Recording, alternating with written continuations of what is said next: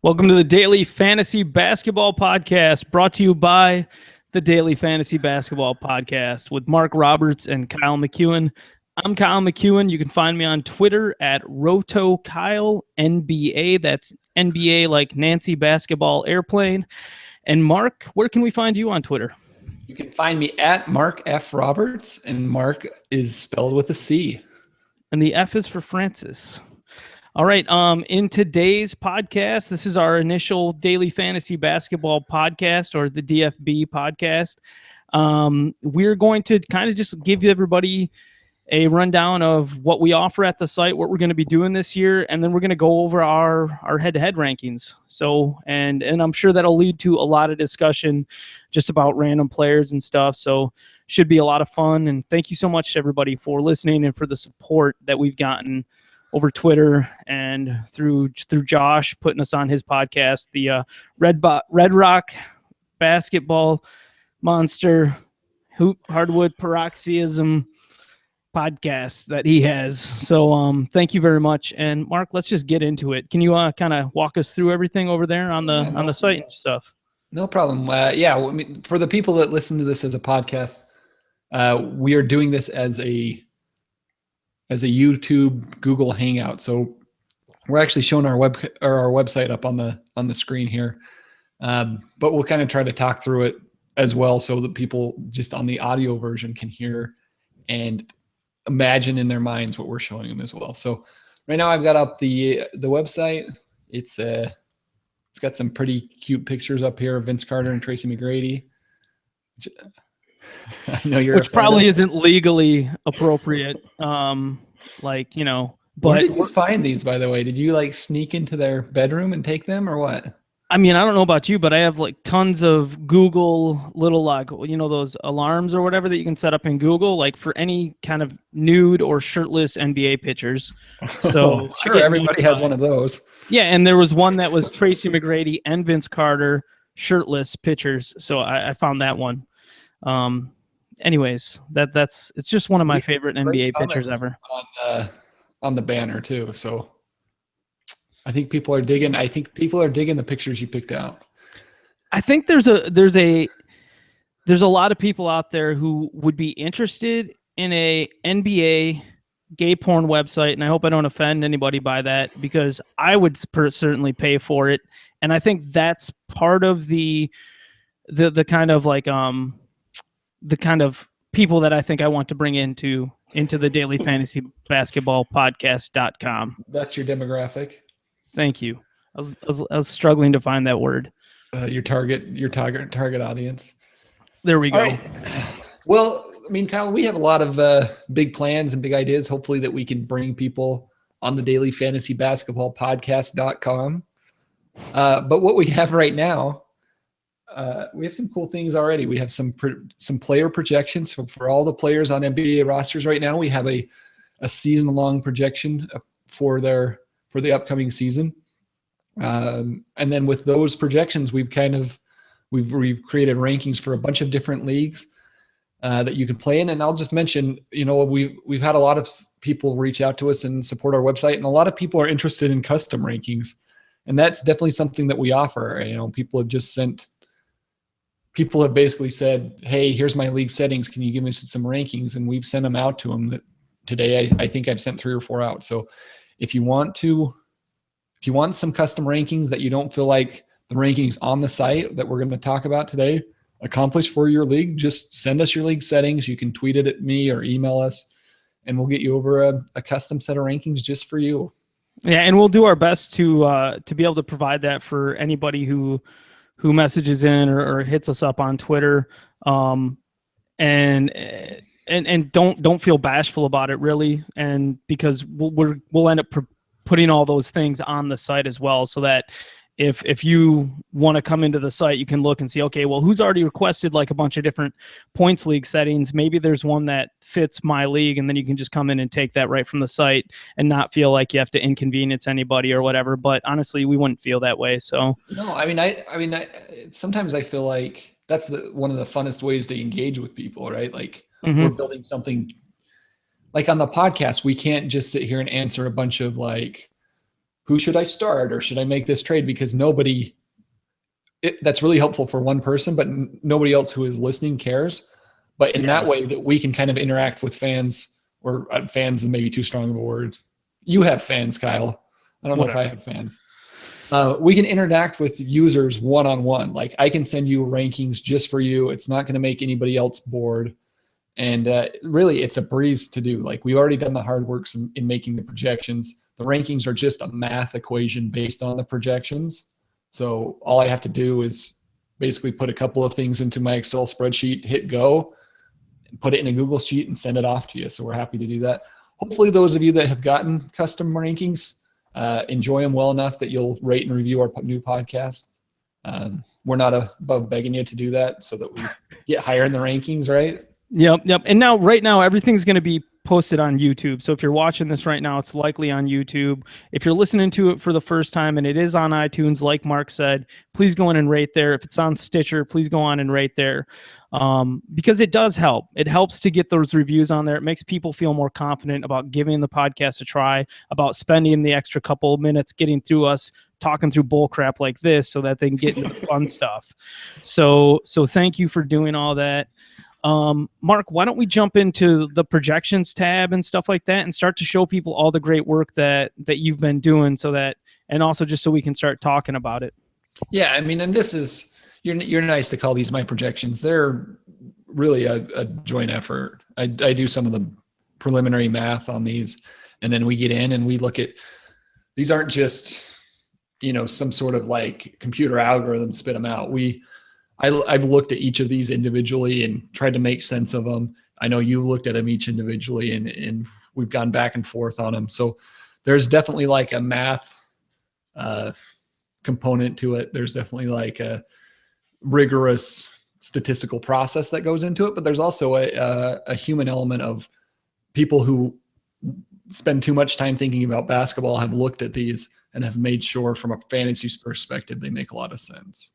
Right, and for taking into account, like, okay, who got added to the roster over free agency, who got traded, this and that.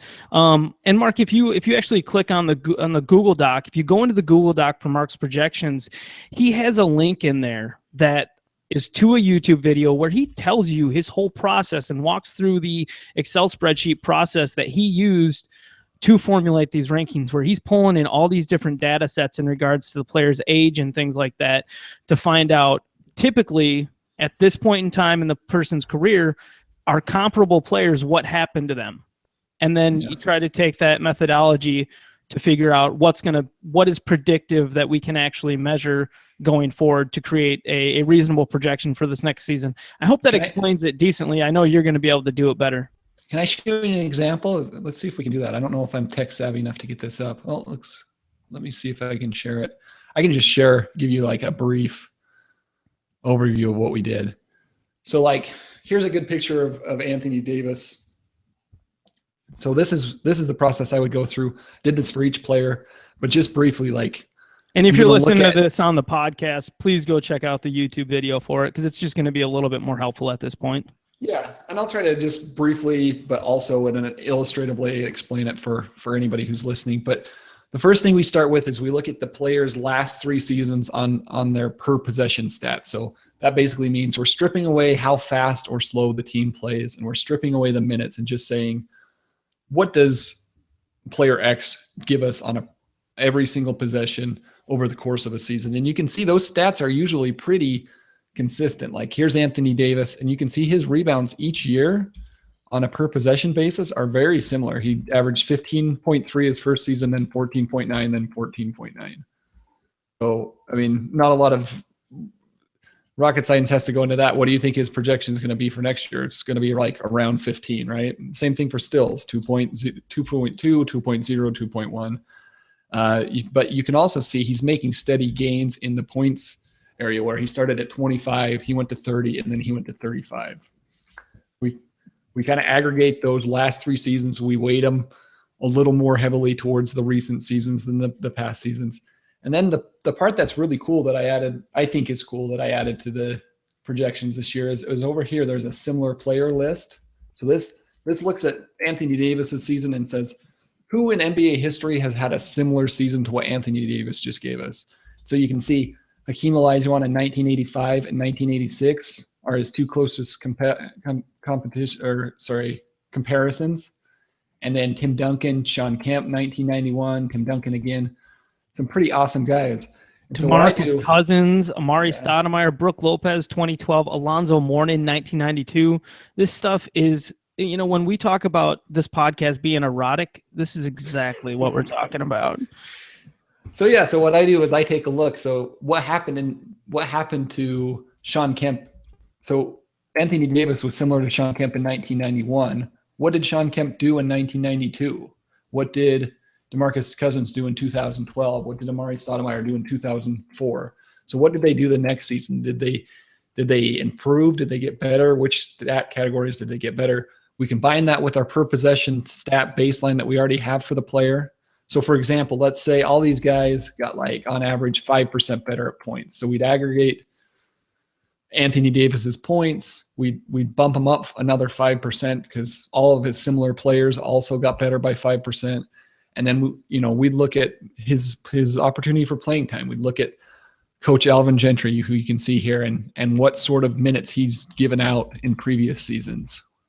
What has his leader in minutes, like the player who got the most minutes on his roster, what did they get? And it looks like he's not, one of those guys that plays his players a ton of minutes. His most recent season, Marcin Gortat led his team in minutes per game at 32 minutes per game. So that's going to factor into our analysis a little bit. And luckily with Alvin Gentry, we do have those statistics where he was the head coach of another team a few years ago with the Phoenix Suns. He was also the head coach of the Pistons several years ago too. So there's data that we can use to say, all right, how did he run his team? What kind of rotations did he use? How fast was their pace? All that kind of stuff, which is helpful to help predict what's going to happen with the guys that are on the Pelicans roster this year. Excellent point. Yep. And then so with that, we look at how fast they're going to play, what sort of pace they're going to play with. We look at what sort of minute opportunity is this player going to have.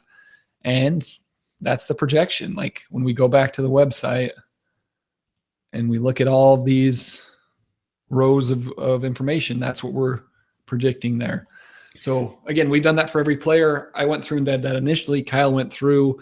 We asked a bunch of questions. We evaluated a lot of players from there. We changed rotation and playing time, and sometimes we changed players' stats. And that's where these projections came from.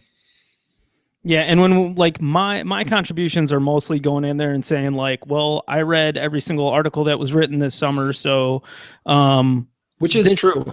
This is something you might want to take into account, or I watched Miles Turner at Summer League, and I'm telling you that 60% field goal percentage is more impressive than what it is, because the shots that he was taking were not just a bunch of dunks. They were a bunch of LaMarcus Aldridge type baseline and perimeter type stuff where it's just inside the perimeter and he's not close to the bucket. So what Miles Turner did at Summer League wasn't just Summer League special. He was, if you go back and watch the games, he was doing things that portend quite magical things to come. Yeah, that's a good point. So I think it's a good marriage of the statistical parts that I can add and the real life, either things that you've read or seen that you can add, and we bring them together. And I think also should mention that our buddy Josh Lloyd helped out on this, and our friend JJ Kelly also had a lot to do with giving us some tips or pointers on how to improve these projections. So yeah, we could, Mark kind of sends this out to any of the guys that he trusts and says who wants to kind of comment on different stuff. What perspectives do you have that we may not have? And a lot of guys that we've worked with in the past and stuff have jumped in and just said hey, well, think about this. Hey, think about that. And that's one of the things with the Google Docs. The reason we're hosting pretty much all of our content in Google Docs for people to use is because I'm hoping that we can breed engagement and stuff like that. As far as you guys going in there and saying, well, did you think about this or what about this? And either we can explain the situation better to give our perspective to create a better understanding for both of us, or maybe you guys are going to come in and offer us a perspective that we didn't think about before and make the projections just that much better. Like, team power. Yep, So absolutely. anyways. So that's the projections in a nutshell. Is there anything else we need to add there? I think that kind of covers it, right? No. Now let's talk about the rankings. And just last thing, I guess, to mention, they're not a closed document. Like, as we get new information throughout the preseason, it's going to be updated. For example, we haven't taken into account Amon Shumpert's injury that he's going to be out for 14 weeks, but we'll put that in real soon. And then the projections will reflect that he's going to miss more games than we originally thought. And I keep politicking at Mark every single day to give Anthony Davis more 3-pointers. So we'll see about that. But I don't think I'm going to win that argument. Anyways, but yeah, let's get into the rankings, because the cool thing to me, and really something that we talked about on Josh's podcast last night, was that the rankings are built completely from the projections. Like, we don't go in and manually say, you know what, I would rather have this guy above this guy. Like, the rankings are built as a result of the projections and what those projections are set at. So if we want to change the rankings, the only way that's going to happen is if we go in and we change the actual projections. And I know one thing that we're going to talk about later is somebody commented in the head-to-head rankings about where we have Marcus Smart, because I think he's at like 55. That's something that we'll talk about and try to explain, like, why his projections are where they're at. And I totally think that I was glad to see that a user put that, and I think that's a great question. Absolutely. But my question back to him will be, look at his projection.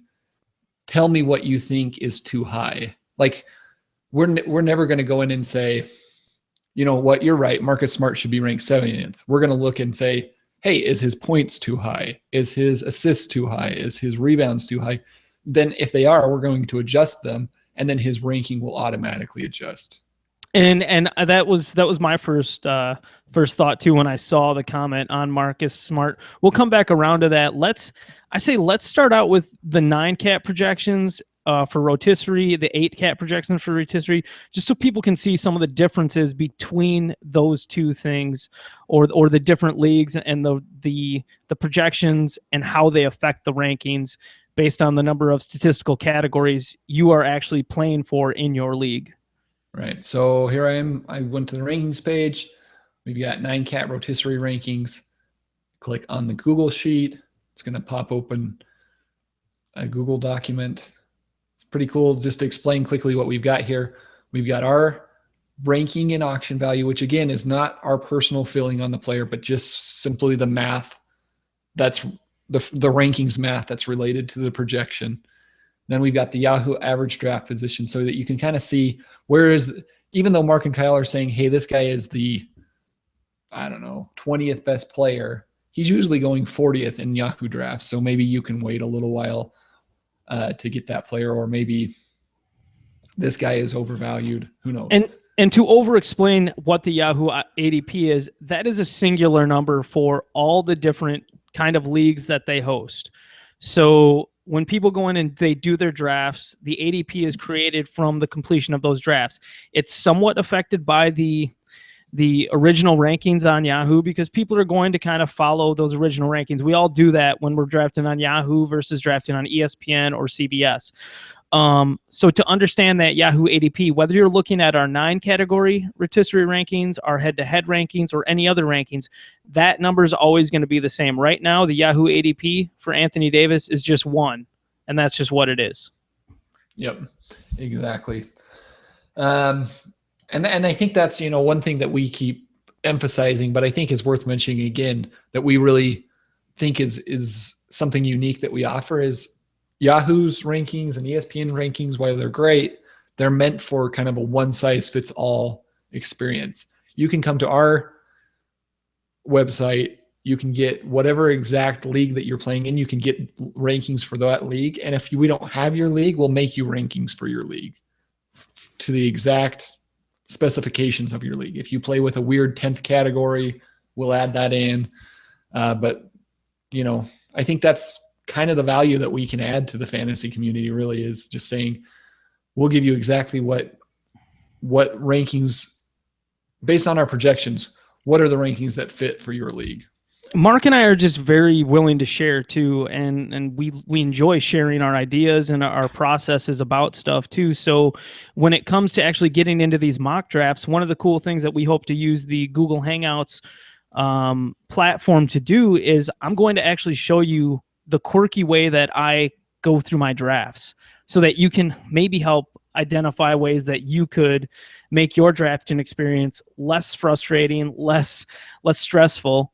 Especially if you're playing in several different leagues. So we'll get into that. A lot of it's super simplistic. I try to dumb down everything in my life, so hopefully it'll be easy for everybody to use.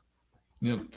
And then let's see what else we got here. So you can see the player name, and then these are just the projections that are relevant to this league. So you kind of remember that other projections web page that we looked at that had probably way too many numbers in it. This one is just the categories that are relevant to your league. And then, so one thing to just mention before we move on from this is these rankings are reflective of the total season value that player will have. So for example, Anthony Davis is lower here than he would be on a per game basis because we projected him only to play 69 games. So if you wanted to see what is the player's value on a per game basis rather than the total season, there is a tab here for per game rankings. We'll flip over there and you can see Anthony Davis is even though he's won in both of them, ranked number one for us, he's worth $69 in the total season, but on a per game ranking, he's $83. He's much more valuable. So that gives you the option if you kind of think, I don't think Anthony Davis is going to miss as many games as Mark and Kyle do. That gives you the option to say, I'm just going to do my rankings on a per game basis, and you can use those ones. And the per game rankings, you're going to see guys like Derrick Rose higher up in the rankings because we've only projected him for 50 something odd games. Kawhi Leonard's going to be higher in the per game rankings because he's a guy who plays, who often has injuries that hold him out. Lopez is going to be higher in those. Yep. Just every guy that you think is injury prone that we've kind of bumped down in the total season value is going to be a lot higher. So just it kind of depends on how you like to approach the draft. If you're somebody who likes to take a risk with injuries, you're going to want to use the per game rankings.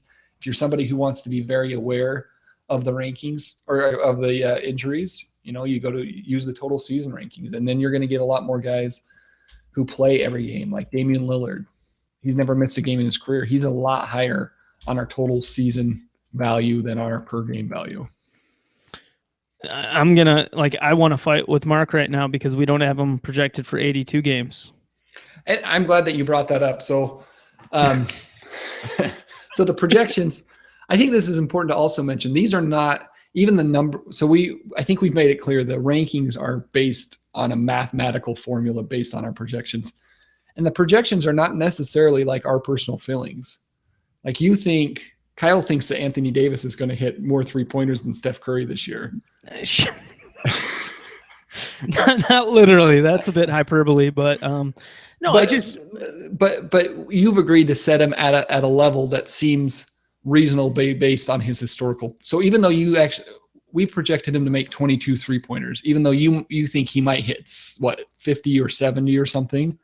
Well, here's my contention. Okay. Before Channing Frye played under Alvin Gentry in Phoenix, Channing Frye took 70 3-point attempts in his first 4 seasons in the NBA. Then in his first season under Alvin Gentry in Phoenix, Channing Frye launched 392 3-point shots and hit 172 of them. Like, are you telling me Anthony Davis is not a better shooter than Channing Frye? I get that Channing. I mean that's yeah. I'm being. I can see an argument there. Right. I don't know. I think that's a reasonable argument, but we've kind of set him at a place where, again, I use this analogy because I think it's easy for people to understand. Like, we're pretending that we're odds makers basically, and saying what's a number where it's equally likely that they're going to be over as they're going to be under. So for Damian Lillard, it's not reasonable to say his over-under is 82 games for next season. We think, we haven't projected anybody to play more games than Damian Lillard, so we've got him right at the top of our projections. But we think a reasonable, like if you were going to Las Vegas and you were going to bet on how many games Damian Lillard would play, we would guess probably 82 would be a reasonable expectation, because there's still a chance he plays more than that, and history would say he plays more than that. But we know the NBA players are humans, and sometimes they don't play every game. So we're going to set it at a place where we think there's an equally likely chance he goes over, he goes under. And that's the same that's what we've tried to do for every single stat for every single player. So even though Kyle personally believes like Anthony Davis might hit a lot of 3-pointers, we've set it at like a more reasonable place, because there is still a chance that he doesn't hit any 3-pointers this year. Like they just don't do that part of the game. Right. But my Stalin rankings will be coming out sooner than later, where it's like just, essentially just my communistic beliefs about things. Yeah, and those will be fun to use as well. All right, do you want to just take a quick peek at the 8-cat, and then we can go into the head-to-head rankings? Yeah, sure. And what you're going to notice in the 8-cat is some of the guys who are elite at turnovers, who don't get a lot of turnovers, are going to be higher in the 9-cat rankings than what they are in the 8 category rankings. And I'm sure most people that are listening to this are already hip to that kind of distinction. Is there anybody who jumps out, or do we want to? The best example is Kawhi Leonard, right? If you look at if you look at our per game rankings for 9 category leagues, Kawhi Leonard is 7th because he averages 1.4 turnovers, where a guy like DeMarcus Cousins averages 4, James Harden averages 4, or we're projecting him for 4. And then if we jump over the 8 category rankings without turnovers, we look for Kawhi Leonard. Just a second as it loads. He's down. He's dropped from 7th to 13th just because we've taken off that category.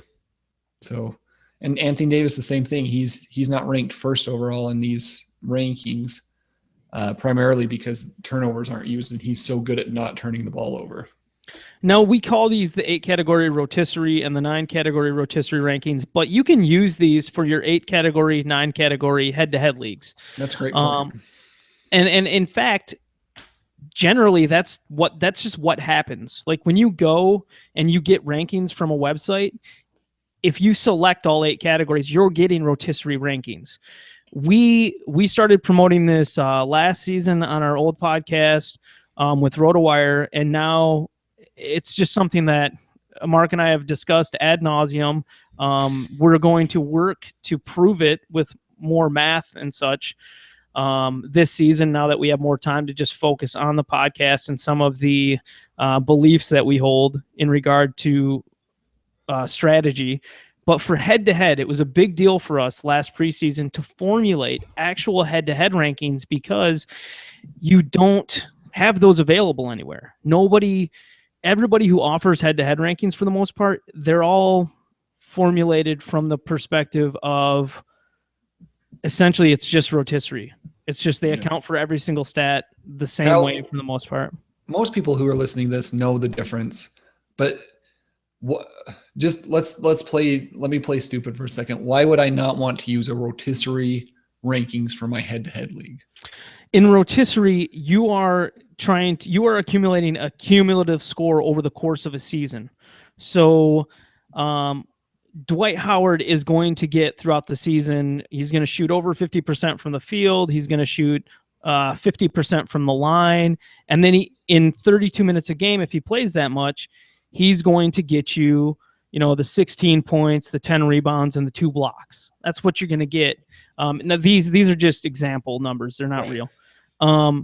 But in a head-to-head league over the course of a week, whether it's 3 games or 4 games, whatever, in the course of 3 games, if Dwight Howard is playing 32 minutes a night, he's going to get you in 3 games, 6 blocks, about 16 points per game for 48 points over the week, and then about 30 rebounds for that week. He's going to get those. However, over that course of those 3 games, what if he struggles with his shot? What if he actually hits his free throws? What if he's not playing teams who are hack-a-shacking him and sending him to the line to create a bigger dearth in free throw percentage because he's not getting as many attempts at the free throw line that week? There's so many more factors that could potentially change your field goal percentage, your free throw percentage in a given week than what could potentially change your counting stats outline. So there's that aspect of it. It's also mainly the fact that in a head-to-head league, once you get to the playoffs, all you have to do is win more categories than the other player. And this is really probably the biggest point of everything. Yep. Is that in an 8-category head-to-head league, you have to win 5 categories to win. In a 9-category head-to-head league, you have to win 5 categories to win the week. So it's pretty much the same. So if you're in the playoffs and you know what kind of team you want and you want to build your team to win 5 categories, well, when you're building your rankings at the beginning of the year, Mark's argument is essentially at this point is, but why not just focus your rankings on 5 or 6 categories so that your team is built better in those categories, and then you're going to dominate those categories every single week. You're going to dominate those categories in the playoffs. And because you've built your whole team around 6 categories instead of 8 or 9, you are concentrating the focus of what you are trying to accomplish into a smaller statistical variance. So, and I'm not going to explain this like a scientist, I apologize, but I'm just trying to kind of like dumb it down as much as possible. But essentially, why worry about 8 stats when you only have to worry about winning 6 or 5? So, yeah. I mean, we're basically saying it's better to try to dominate and like leave no doubt in 5 categories than try to manage all 9 of them so that you have a good chance to win some of them. I think the real kind of the whole thing kind of boils down to this: like, if you're in a rotisserie league, how bad does Dwight Howard's free throw percentage hurt you? Like, it kills you. You're going to lose that category, and you're going to get a 1 point in there. If in a head-to-head league, all that means is you dropped 1 category, which you might have lost anyway. Like, you're not falling below all the teams. It's just that 1 category against that 1 opponent. So it's much less of a punitive, penalty for owning Dwight Howard. Also, when you're not trying to win all 8 categories and you have a guy drop off your team because of injury, or you notice that, oh crap, this role player I have on my team who's good in steals for me or good in assists for me or whatever, he's only going to play 2 games this week. Well, I'm going to drop him. I'm going to pick up a 4-game guy who's also good in steals or good in assists. Or if I notice that, you know what, I'm looking at across the aisle at the person I'm matching up with in the playoffs this week, and they are awesome in these 3 categories, because I went and looked at the rotisserie rankings for this season, and I'm picking out the 5 categories that I can actually beat them in. Then I can go out and I can build my team around those categories, and it's much easier to do that building around similar categories. And in some respects, what I often propose is just get all the counting stats. So points, rebounds, assists, steals, blocks, 3-pointers made. Those are your positive counting stats. Those are the ones that you want to put into your rankings in a head-to-head league, because if you essentially there's so much. I'm not going to explain this well, Mark. You're going to probably do it better. But why is there a way to explain away why it's maybe better to go with all the counting stats? Or we were talking about this before we actually started this podcast. Like, it's possible that what's really important is just focusing on a limited number of categories. I think that's the biggest key. I think the key is you focus on. I've won head-to-head leagues where I focused on a different 5 or 6 categories than we're recommending. Like, I think an easy one is just to go with big man, right? And just get field goal percentage, rebounds, blocks, steals, and turnovers. Like, that's a really easy one to get. But why don't we bring up the head-to-head? Yeah. Do you mind bringing those up just so we can kind of like no show problem. people? But what I think is easiest about this is we believe, so you have your reasons for recommending these rankings. My reasons for recommending why we use the 6 positive counting categories is because they're the easiest ones to sort of manage and think about. And what I mean by that is, let me try to make sure I explain this very simply. Like a percentage category can be destroyed. Your value in a percentage category can be destroyed by one bad player. Like it doesn't matter if you have Kevin Durant and James Harden on your team shooting good free throw percentage. If you bring somebody who's poor at free throw percentage and shoots a lot like DeAndre Jordan, or think about Shaq 15 years ago, it doesn't matter at all what you've done with those good players. They're going to destroy your value there. Like you're still going to lose that category.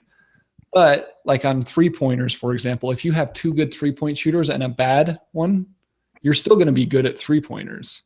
So it's just much more easy to manage as you're picking up players, as you're trading players, to not have to worry about, hey, is this guy going to destroy what my team is good at? The positive counting categories can't be really destroyed. You can get worse at them if you plug in players that aren't good at those, but you can't negate a player's value by just putting in somebody who shoots a poor percentage. And so it's really just much easier to manage. It's much easier to target players. And, I think like those are kind of the categories that we're used to seeing. And so when you use these categories, the players that are good at basketball, that you're used to thinking are good at basketball, are going to be high in the rankings. And that kind of makes it fun too. And maybe to explain it a little bit more is, so you've got Kevin Durant shooting however many 9 attempts per game from the free throw line, hitting 88% of his free throw attempts, and then you add Dwight Howard to your team, and he's taken 8 attempts per game from the free throw line, but he's only hitting 55% of them.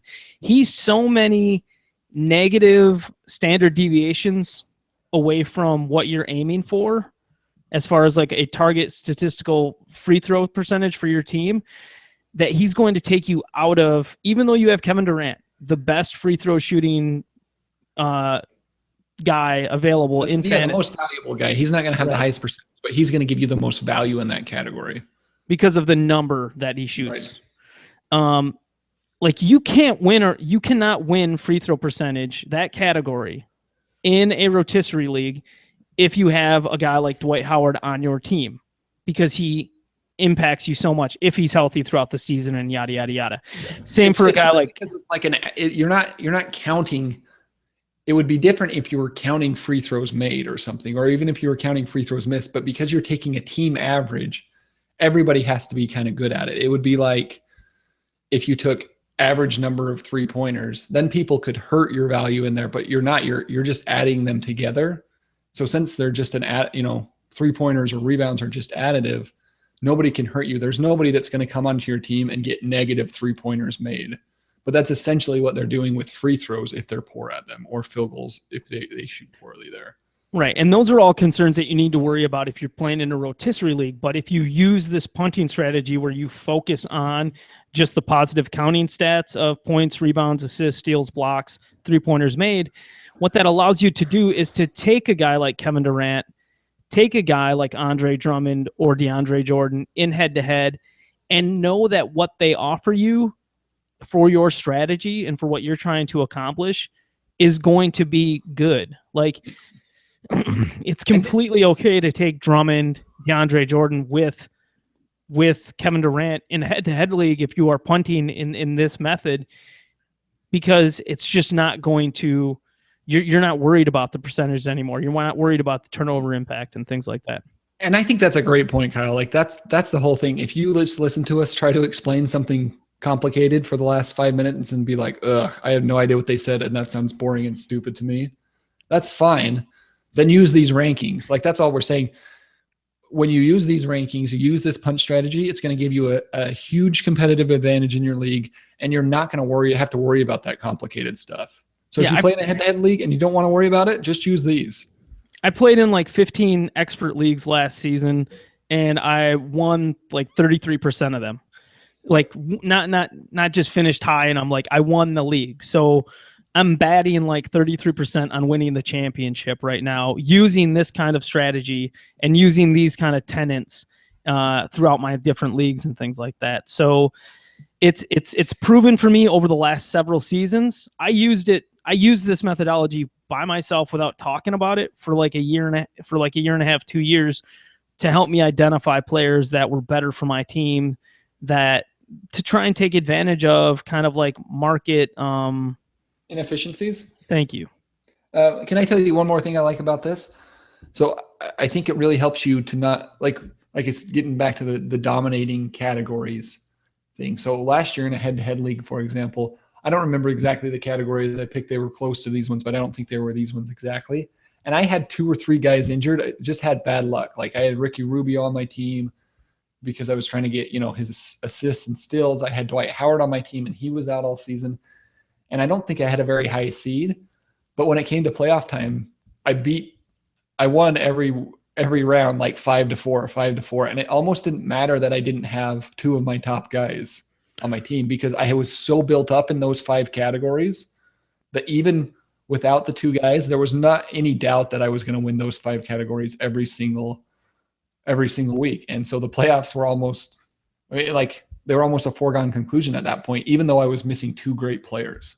And because you're fortifying your team around, just a few particular statistics or whatever, sometimes like that's why a lot of my thought process is when I'm going through drafts or when I'm adding guys throughout the season, it's like I'm looking at my team and I'm going, okay, this guy just got hurt. Well, what was his main contribution to my team? Assists, steals, rebounds, whatever. Now I really only have to go get that. And I don't need to worry about the impact of all these other things, like whether or not it just makes things easier. You go out and you almost like just put the guys who are elite at certain percentages or at certain statistics onto your team, and it just further insulates you from weird playoff schedules at the end of the season and from weird injuries that are going to hit you. So yep, exactly. Oh shoot, what was I going to say? Oh, and by the way, if you want rankings, head-to-head rankings for your own punt strategy, same thing, just like we mentioned with the custom leagues.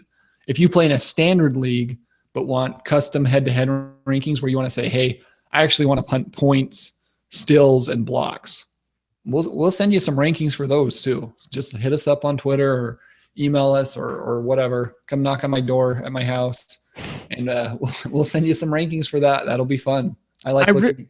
The last thing that I really think is important about punting you have to punt some categories. One reason it's so helpful is because it gives you so much value in the draft. Like, as we looked at our 9-cat rankings versus Yahoo ADP, there wasn't a lot of, I would say, value, which I would define by the difference between our rankings and the Yahoo rankings. But if you start to look at our head-to-head rankings versus the Yahoo rankings, you start to see some people who really give you a lot. Like Draymond Green's going 28th, but we've got him ranked 12th. John Wall's ranked 15th on Yahoo. We've got him ranked 8th. Gordon Hayward is ranked 40th in Yahoo. We've got him 15th.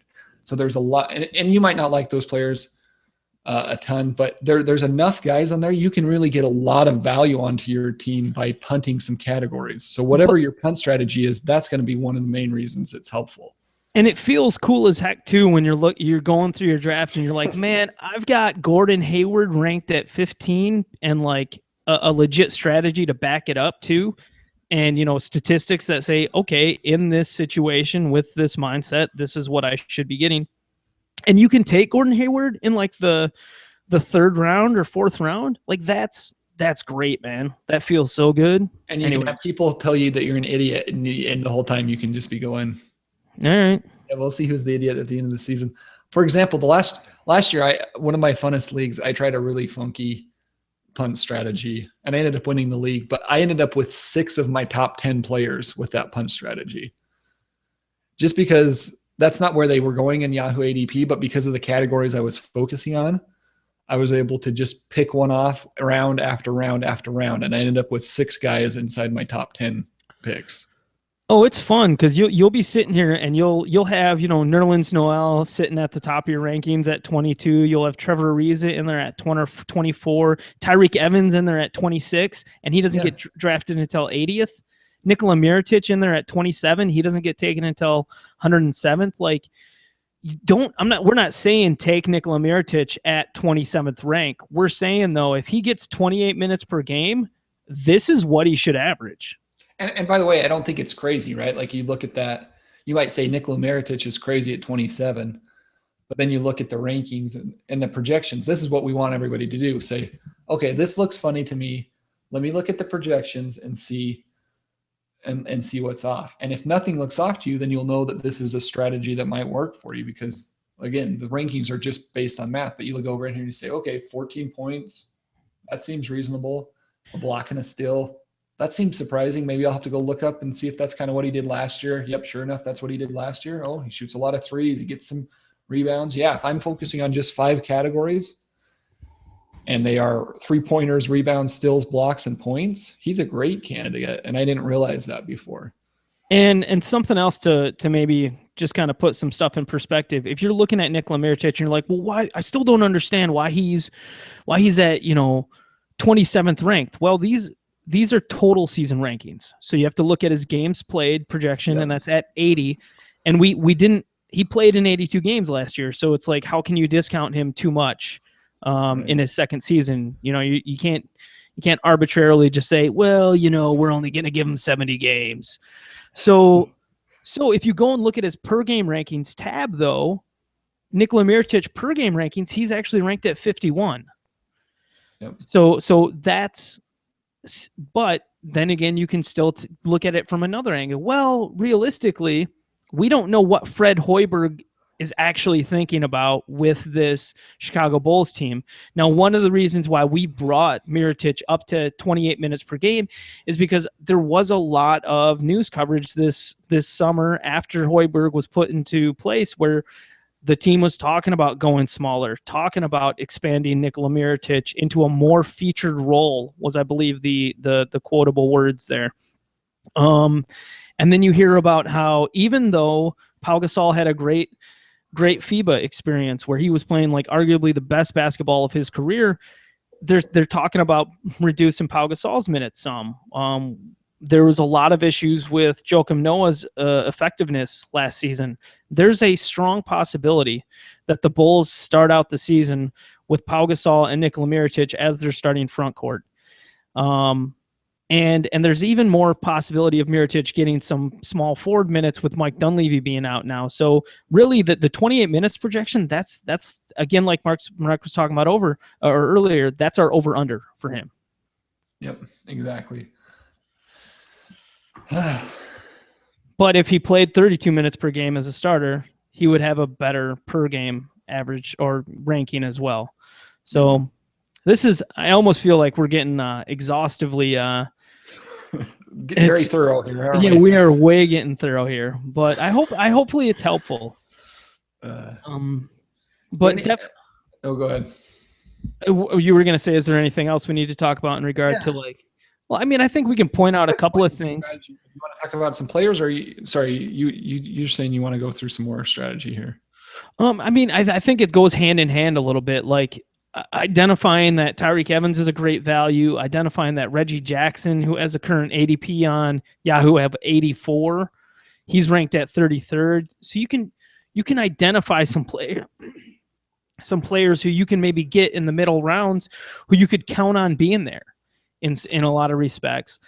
And that might help you better understand, okay, earlier in my draft, who should I be targeting so that you know what's going to be available later for you. Like, are blocks going to be available later? Are you willing to hold off on blocks early in your draft because you're going to trust in Roy Hibbert being like, I don't know, breathing?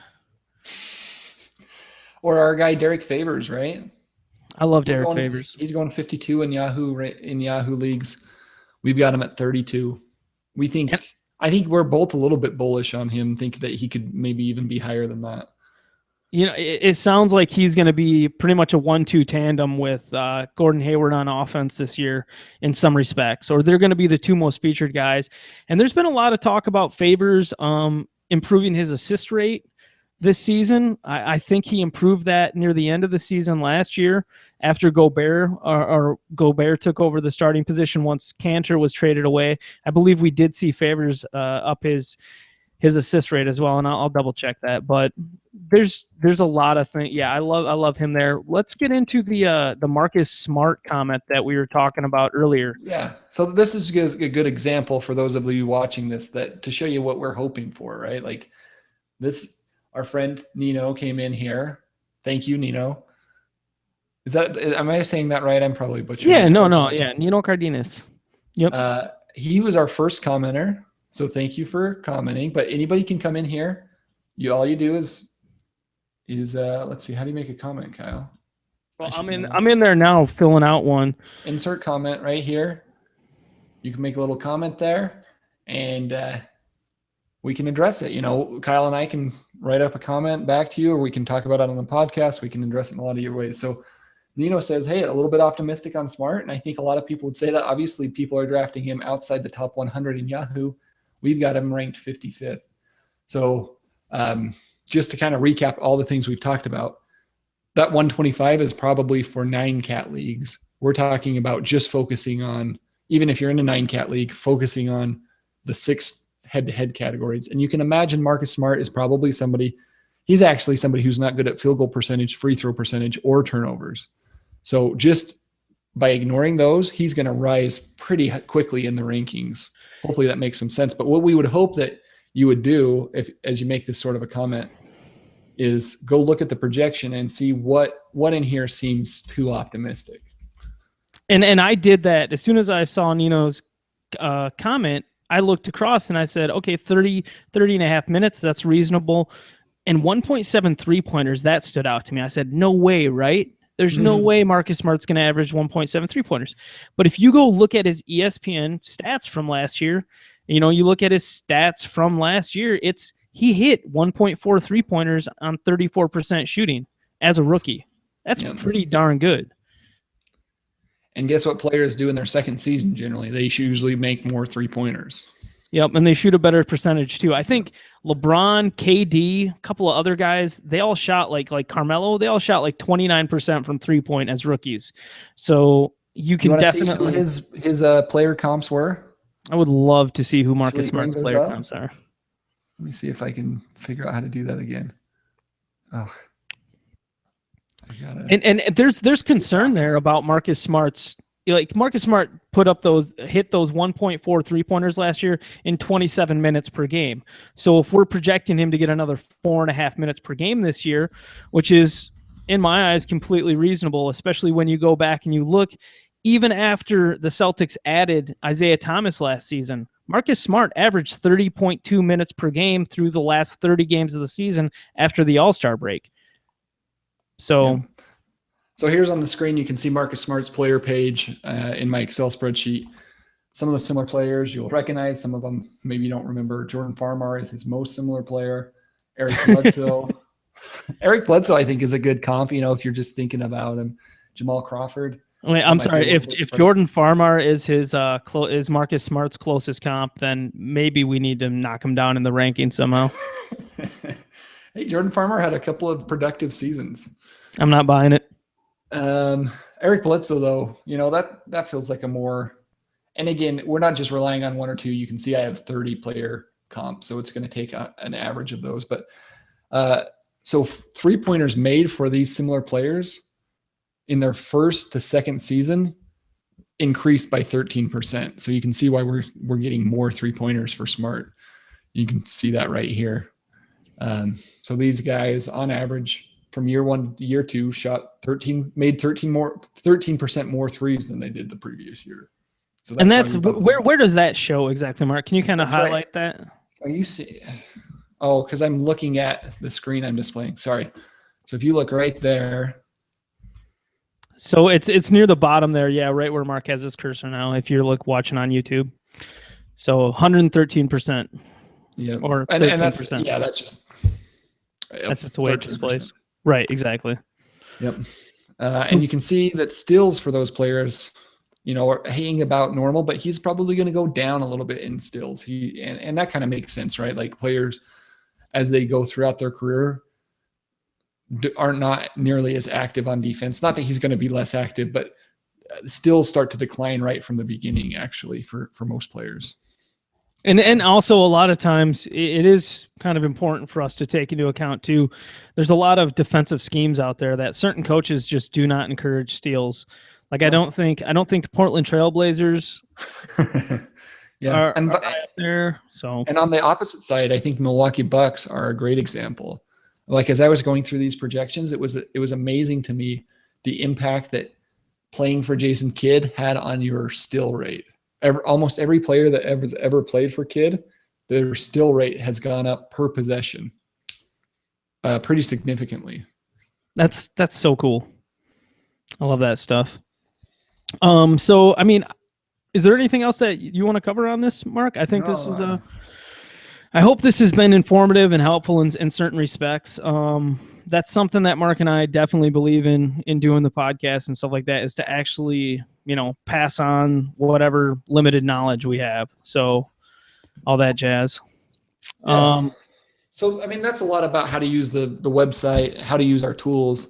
I think, in future podcasts, I think we're hoping to make the podcasts, not that this wasn't helpful, but we're also going to try to do things like talk about draft strategy. Like, say you want to pick Russell Westbrook with your first pick in a head-to-head league.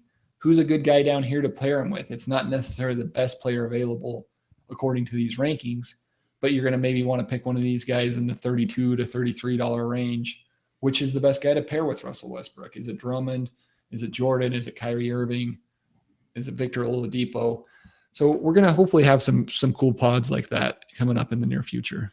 Yeah, and I mean, Mark said this earlier, but a lot of this head-to-head rankings list, in many ways, it's like something I talked about is like I wanted, when we were creating this, over the last couple of years, like or this methodology, it was to offer something that was like plug and play for people, that if you don't want to have to think when you're doing your draft, just use these rankings and it's going to give you a team that is built around it's going to give you a significant competitive advantage over somebody who just uses the Yahoo ADP. That isn't structured around your particular league, most likely. Yep. So that's about it. Cool. Well, thanks for listening, watching, everybody. We love you. I'll try to look more into the camera more next time. But anyways, I'm Kyle McEwen. You can find me on Twitter at RotoKyleNBA. And this is Mark Roberts, and you can find me on Twitter at Mark F. Roberts. Mark is with a C. And, the last thing maybe to mention, Kyle, I know you added a donate page to our website. Feel free to donate. But another cool thing that we offer, like you can come in here and you can sponsor these rankings pages. So you can put kind of like on Basketball Reference, you can put whatever you want at the top of them. You can say sponsored by this person and put your Twitter handle if you're trying to get that out, or if you want to write a funny message making fun of Kyle's hairdo, you can do that. Like it's up for grabs, basically, is all I'm saying. Yeah, I mean, we're not making any money off this right now. We don't have anything set up for advertising and all that jazz.